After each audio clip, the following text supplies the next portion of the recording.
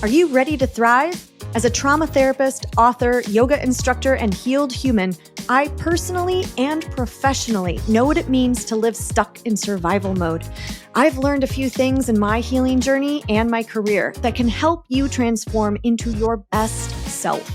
Join me, Rebecca Case, as I use neuroscience, psychology, spirituality, and personal experience to help you find the tools and techniques to thrive.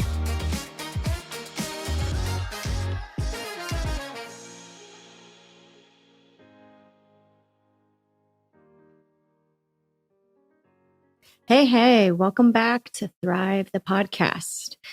Today, my focus is on sharing a little bit about what I've learned and how to deal with and manage and find your way through big feels, big emotions. So what do you do, Rebecca, when you feel overwhelmed with anxiety or panic or depression or loneliness? So that's what I'll be talking about today. Now, I am no stranger to what it's like to walk in the dark. I have some significant trauma in my history, have had some really toxic, unhealthy relationships, and learning to be with your feelings and to create a relationship with your emotions that supports your wellness, supports your ability to thrive is a lifelong process, but it really is a practice. So all of us have big feelings. But whether or not we experience those big feelings, I think can be very much based in what we were taught about emotions growing up, techniques that we learned to help us manage emotions or the lack thereof, and cultural values and just societal messages that we have received about feelings and emotions and what they mean, and if they mean that we're weak or if we're not enough or that we need to just suck it up, buttercup, and stuff that shit down.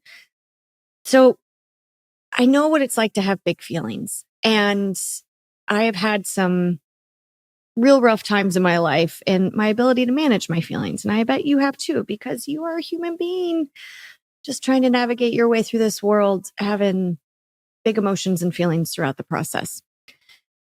So I would say that when I think back to kind of where big feelings really started for me, I would say that I was always, growing up, I was always a kid who was very loving and very affectionate and felt things very deeply. But it was really in my teenage years that I remember really starting to wrestle with feelings of isolation and loneliness and sadness and despair. I can remember kind of being holed up in my bedroom as a teenager, just like dark, moody lighting, journaling, listening to Portishead, and just some real moody music, and feeling so overwhelmingly sad and depressed and confused and just not really sure who I was and if I was valued. And I think a big factor in that was my relationships that I was trying to figure out with boys, and my self-identity and who I liked and how to have healthy boundaries with those individuals.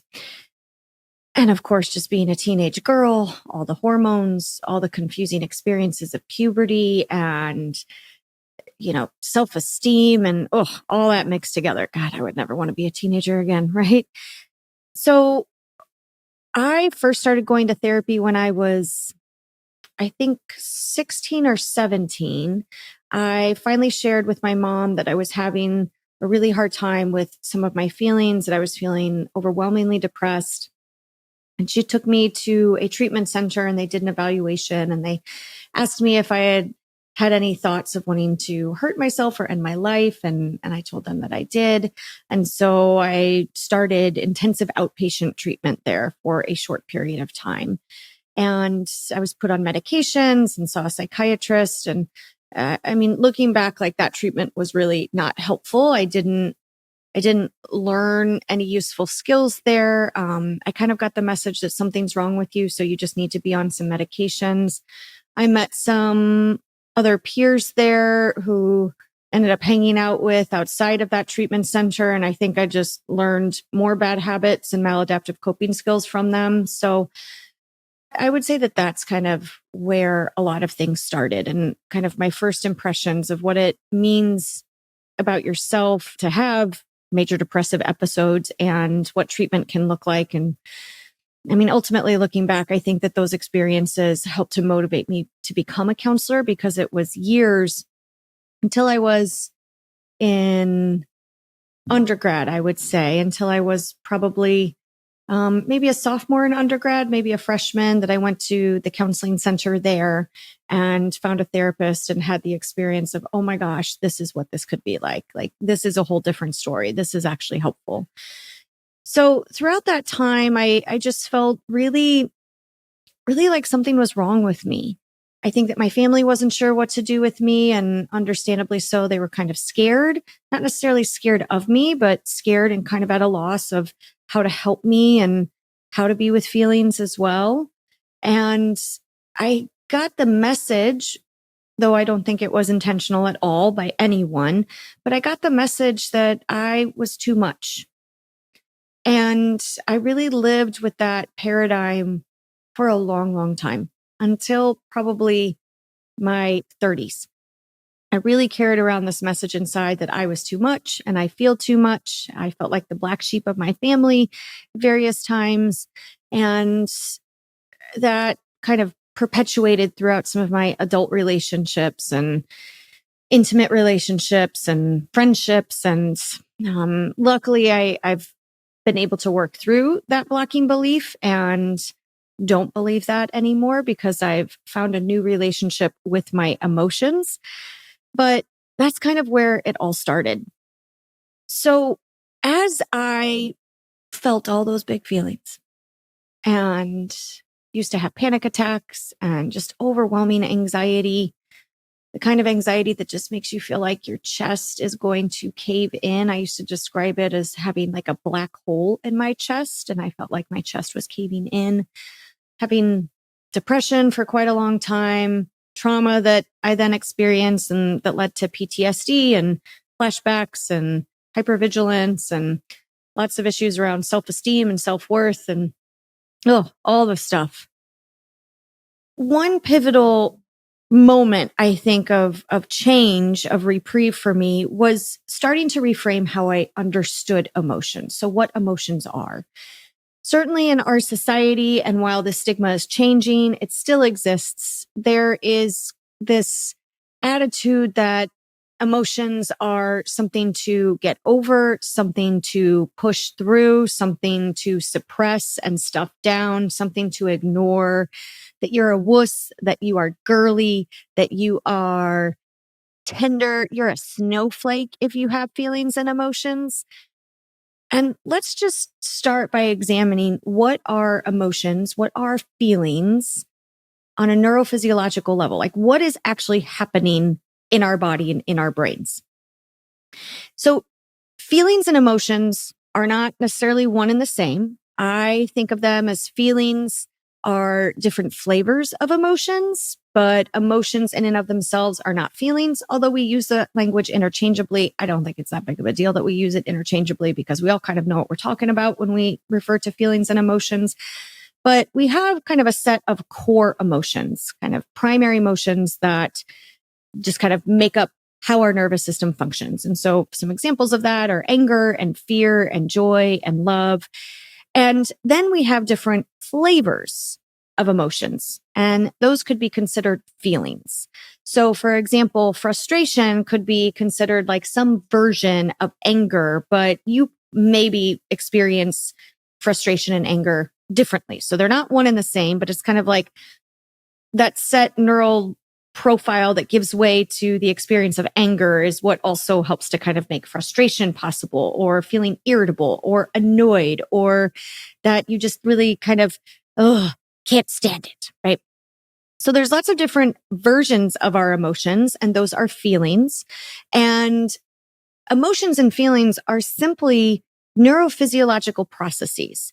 So they're actual events that are happening in your brain, in your nervous system, that lead to certain body sensations. And your brain then interprets, notices, oh, I'm having these certain bodily sensations and my mind is doing like this kind of thing. And so I identify that to be the feeling of fill in the blank. So for example, for me, when I feel the experience of awe, there's a certain sensation that I feel in my face. There's a certain sensation that happens in my chest. My mind tends to be having thoughts around just how amazing something is, or finding it humbling to try and wrap my head around an experience because it just feels so big and powerful. And so as my brain interprets those various sensations and qualities, like the stuff that's happening in my body, I can then say, I am having the experience of awe.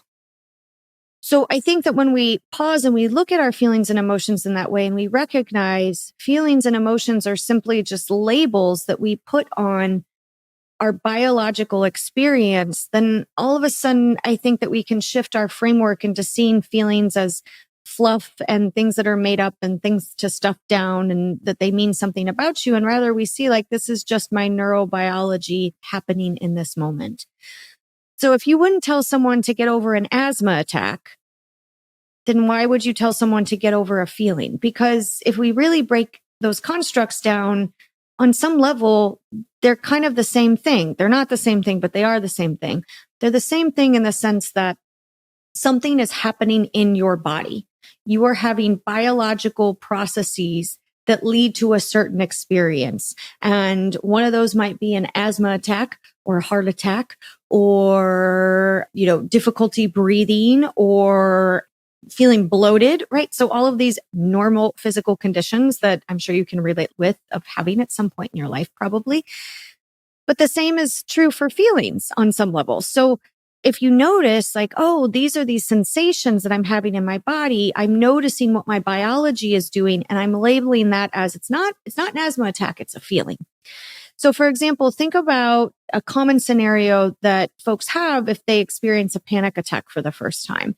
It is not uncommon for somebody who is experiencing a panic attack for the first time in their life to misinterpret those physical cues as a heart attack.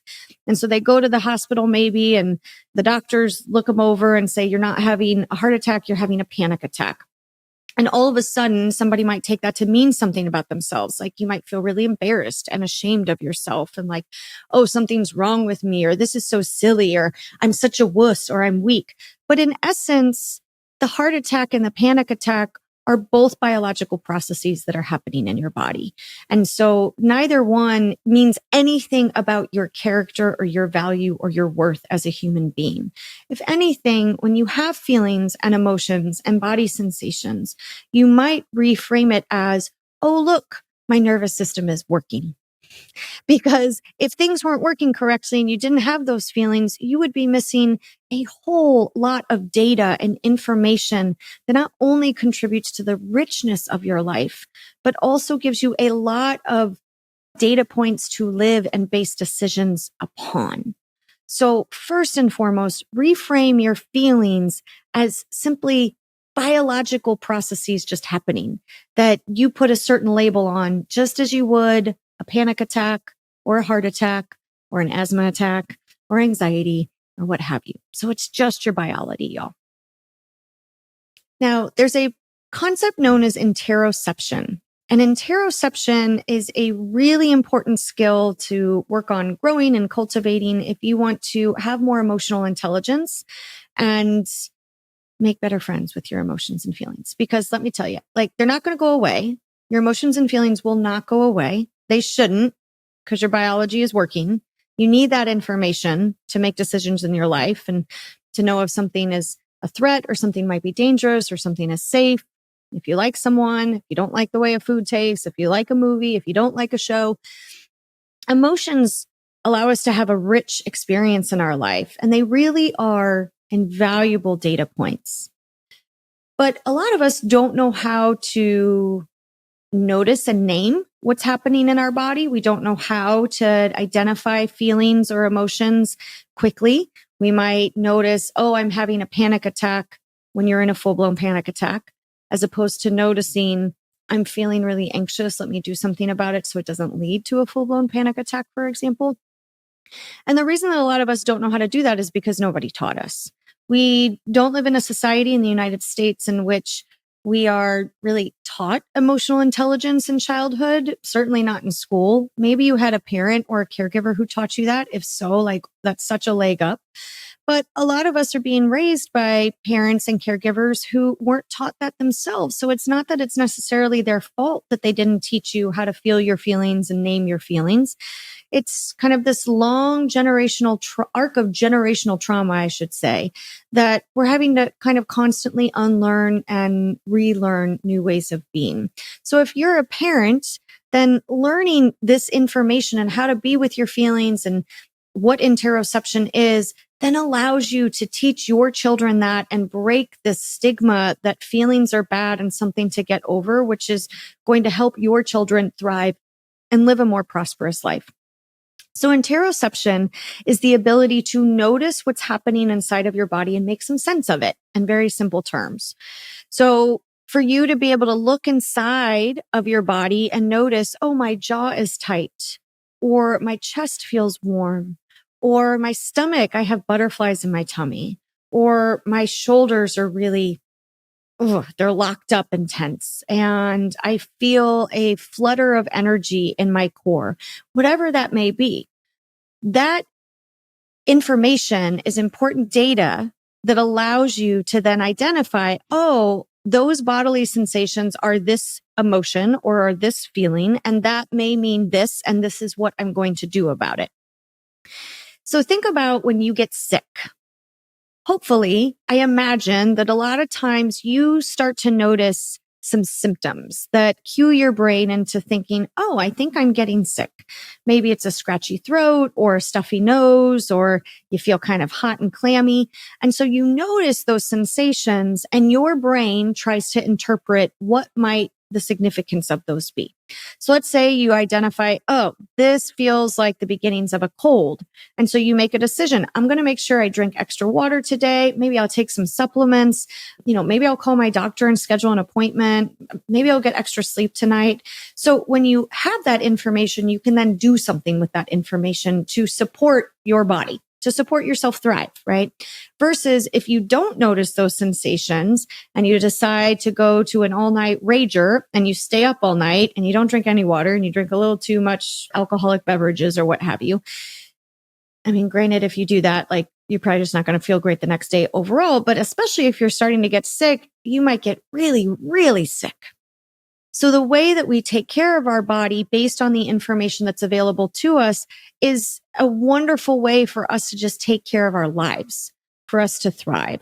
But you have to notice the sensation. You have to notice what's happening in your body to be able to intervene. So the same concept stands for your feelings. If you can identify, oh, I'm noticing that I'm having a hard time making a decision. Like for me, indecisiveness is usually a cue that something's off in my body, in my neurobiology. It's a cue for me for like what's going on with my feelings. If you notice, oh, I feel kind of small inside and I notice this heaviness, you can start to get curious of what might that be about. But it's not unless you can identify those feelings and sensations that you're going to have any opportunity to discern and make a choice. So interoception can be built. You can grow interoception through a couple of means. So one is just practicing body scans every day. So that's just taking a couple of moments or maybe a couple of minutes and really scanning your body from your head to your toes and noticing any feelings and sensations that exist in those spaces, and trying to describe those feelings and sensations with sensory words. So rather than saying, oh, I feel anxious, how would you describe anxiety? Imagine that I have never experienced anxiety and you were trying to describe to me what anxiety feels like. How would you describe it? You're probably going to use sensory words that are things like light and dark and heavy and cold and hot and sharp and dull and things like that. So When you do body scans, you are teaching your brain to come back to noticing what's happening in your physical being. And even just that practice of coming back to your body, coming back to your body, coming back to your body kind of creates this home base network where you can more quickly throughout the day and periodically just kind of check in with your body, notice your body. And when your body's trying to communicate something to you, like, hey, we're really anxious because you drank way too much caffeine, put the coffee down, right? Like your body can communicate that to you. Your brain can notice it and then you can make a choice from there. So body scans are a great way to practice that.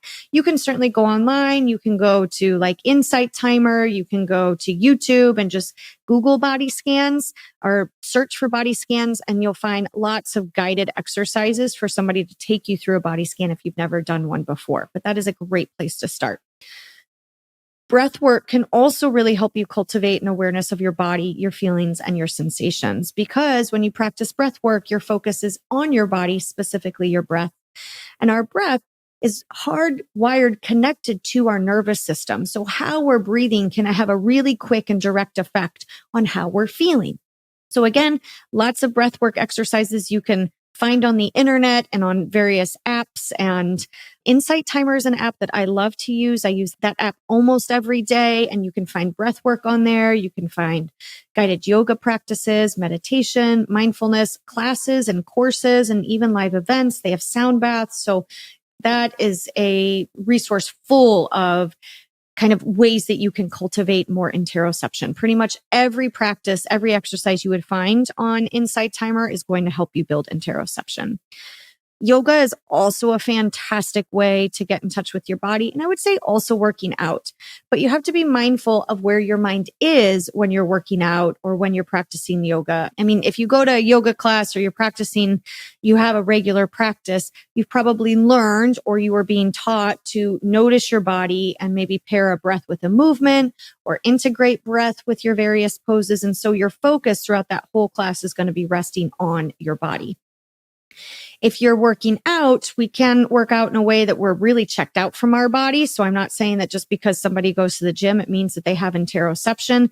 If you go to the gym and you fuel up on pre-workout and just rock out to music and work out in a way that really makes you dissociative. I'm not saying that I don't drink pre-workout or that I don't rock out to music. I absolutely do those things. But as I work out, I keep my attention on my body. I notice my breath. I use my breath to help me lift weights and I notice what certain positions feel like in my body. I pay attention to my form because I want to lift weights correctly. I've certainly sprained my sacroiliac from failing to do that. And it's so painful. I really pay attention to that.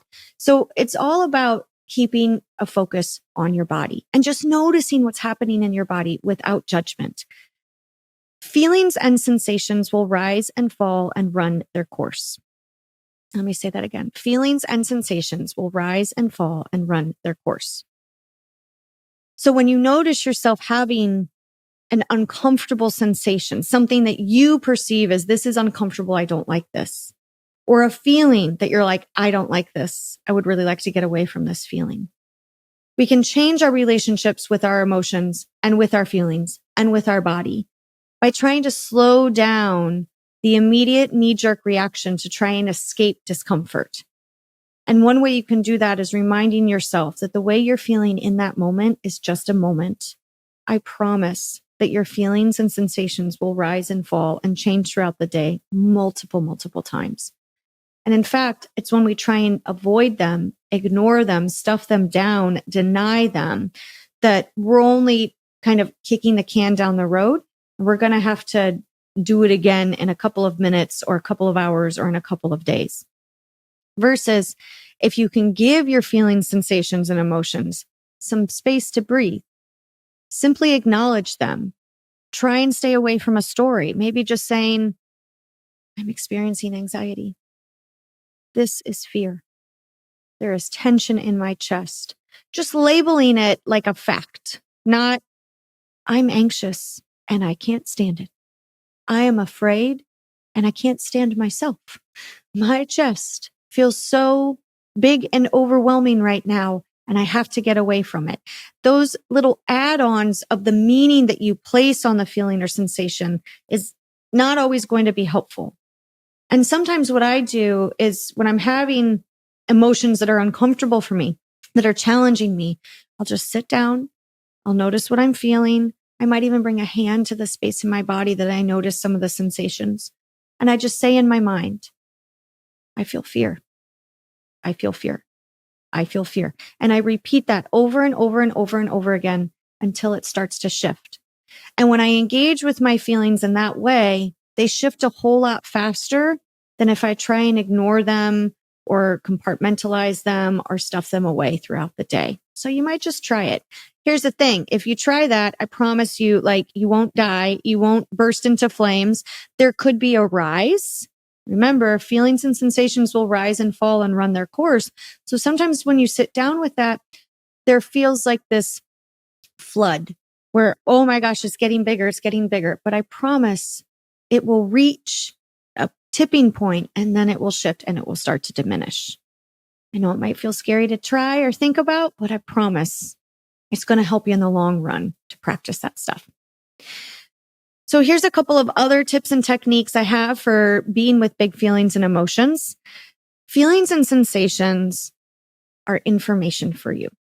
They're the way that your body communicates to you. They're the way that your brain and your nervous system communicate to you.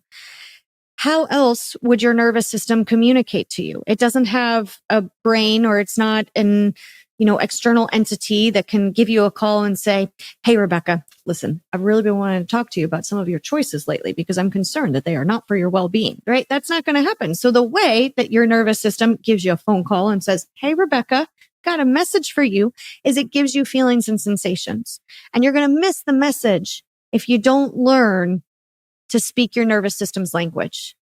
So you have to pause and slow down and change your relationship with feelings and sensations so that you can catch the message. Because when you can align with your neurobiology, all of a sudden you can work with it instead of it working you. And I promise the better you can get tuned into, dialed into what your nervous system is trying to tell you, you are going to have so many invaluable resources and data points. Like, this is where intuition comes from. This is where, like, my gut's just telling me something. This is where we can maybe become aware of an answer or something that wasn't even in our awareness if we just slow and pause down and notice, like, what is my body telling me? So see your feelings and sensations, the good ones, the bad ones, the comfortable ones, the uncomfortable ones. In fact, like, they're not good or bad. I shouldn't have used that language there, but they're all useful. They're all data points. And so if you notice, I'm feeling really lonely, that doesn't mean anything about you. That's your nervous system trying to communicate. We need connection. Please go find connection. You need that to thrive. Or if you notice, I'm feeling really anxious, that could be your nervous system communicating, you've had too much sugar, you've had too much caffeine, let's drink some water. Or it could be your nervous system communicating, I need to practice more before I do this big thing. Or I need some support. Or I need to, like, regulate myself, or this situation is not safe. So all of that information is useful if you learn to listen and tune into it. So last, I'll also share that your emotions and feelings and sensations are opportunities, especially the ones that you really don't like. So the ones that feel incredibly uncomfortable and that reoccur in your life, that you feel this abreaction or quick knee-jerk reaction to, like, shut that shit down. I don't want to feel that. Let's suppress that. Let's dissociate from that. If you find that you have a repetitive kind of experience with feelings, emotions, and body sensations, that data can be a trailhead for you, a trailhead to uncovering a gold mine of information for personal growth. So for example, if you notice you consistently are having a feeling or sensory experience that feels uncomfortable to you, the more that you try and avoid that, the less likely it is that you're going to learn the lesson. Versus if you notice the pattern that's happening, you pause and you get curious. Maybe you go get some therapy for it, or you journal about it, or you just sit and try and really reflect and ask, like, what is the message here? Let me stay curious. Perhaps you uncover some really important nugget of wisdom that can help you thrive and live your best life. But you can only find the trailhead if you allow yourself to enter the park of feeling. How about that for a metaphor? If you allow yourself to enter the space of being curious and being with your feelings and sensations, only then can you embark on the discovery. And that discovery, I promise, is going to end with some really precious insights that are going to support you along your life.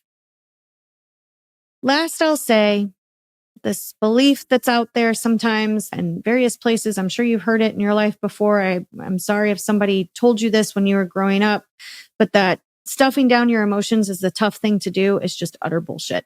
It absolutely is. Like, science doesn't back that. Research doesn't back it. I wouldn't have a job if that really worked. I mean, therapists wouldn't need to exist if like the way to deal with your emotions was to just stuff that stuff down. Like, I wouldn't need a job and therapists wouldn't be in such high demand with large caseloads. That clearly doesn't work. And I hear sometimes this kind of paradigm that stuffing down your emotions is the right thing to do. And that if you feel your feelings or if you go to therapy, it means you're a wuss. It means you're weak. And that just can't be farther from the truth. The weak thing to do is to avoid your feelings and sensations. That is not a sign of strength. That is a sign of avoidance. And I don't know about you, but I don't consider people who are highly avoidant of their life to be like the strongest individuals I know, not by far.